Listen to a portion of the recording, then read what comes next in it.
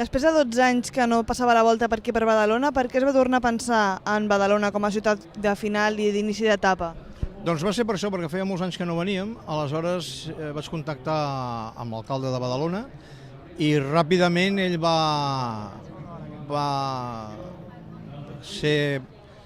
estar d'acord amb que nosaltres vinguéssim a Badalona, en seguida em va donar el seu ok i ens vam posar a treballar en aconseguir l'arribada d'ahir, la sortida d'aquest dematí. Quina rellevància té Badalona en el món del ciclisme?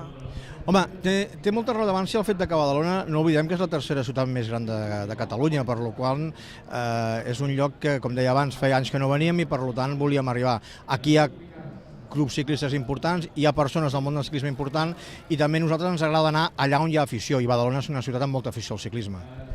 Badalona, quin terreny té per fer una etapa de la Volta Ciclista de Catalunya? Home, té una arribada immillorable. L'arribada d'ahir és una arribada preciosa. Davant del pavelló té una recta fantàstica per arribar. Ja vam poder veure, és ampla, és llarga, amb la qual és una d'aquelles arribades que t'hi pots lluir i que pots quedar bé. Quines diferències hi ha entre una etapa urbana i una que no ho sigui?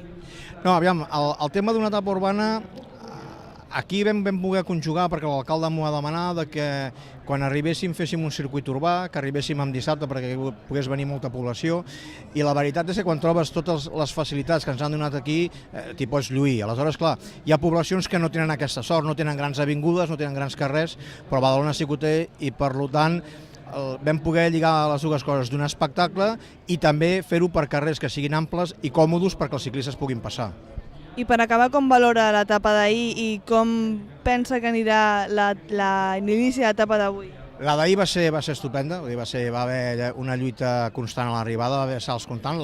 La veritat és que va guanyar el Samuel Sánchez saltant a l'últim moment. Ell mateix em va dir que quan va fer el primer pas ja va veure el lloc on volia atacar quan féssim el segon pas pel circuit.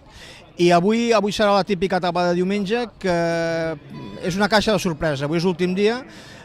Pot haver relaxació i es pot anar en pilot, com pot haver que salti un corredor i intenti una escapada. L'arribada a Barcelona és molt delicada, o sigui, és molt maca, és una baixada molt pronunciada i després queda molt poca recta i per això jo crec que es veurà una bona etapa, un gran espectacle.